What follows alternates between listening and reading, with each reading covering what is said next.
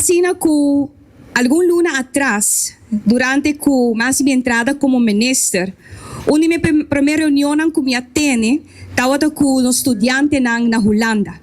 Aquí estaba en el luna de junio, na año 2025. Durante mi visita, nos hacemos una llamada a los estudiantenan rubiano para nos sentar juntos y conversar arriba ng trayecto na Holanda, ng escogencia ng kunanta hasi of ng ahasi de estudio, pero também com nos porduna ng miho sostén. Hopilihe, ora kumita de momento e na conversação com estudante ng, me acorda a temporada que a mim mes a escorrer para vai biba a fo e vai estudiar a fo. E me pora reconhecer hopi de lo qual kunanta wata comparti com minha persona.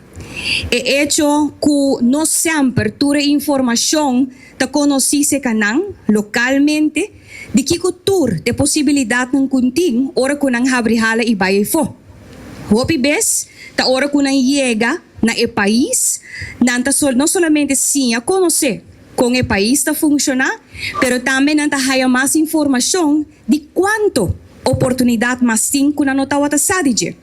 Não somente essa aqui, pero o processo também para chegar a destinação tá processo que tá pisar, tá largo, ora que nanta inang, hopi bes na nossa com e quem não por contact. E mas sinti, como ministro em momento é que nos falta centro, caminho que voral, hoje em dia, a mensagem tá guardo comunicar de forma que atrai nos jovens. A realidade está que nos departamento de direção onderwijs que para anos está carregando a responsabilidade aqui, pero a la vez também nos que se nos porduna aporte, com informação porta hobby acessível e que tem centro onde que não por chegar diariamente e que não por haya guia também fisicamente, quizás essa aqui lo por começar a facilitar. É jovem que na escola, quizás a escola de nós tem decan que está dando guia, pero também botinha assim hobby aluno para guia, que quizás nos por donar steun adicional, que não por vir oficina, nos por pone, brengen cart maneira tabisa, tour e oportunidade que tem, pero não solamente na Holanda, sino na região. Quanto de nós jovens atleta tem potencial para por ter uma oportunidade para scholarship na América, pero para nós que tem oportunidade para não ter guia, hobby best Santa Miss the boat. E Jenang a ideia a sali para o centro de cidade, considerando a inversão e cambio que está tomando lugar no centro de cidade.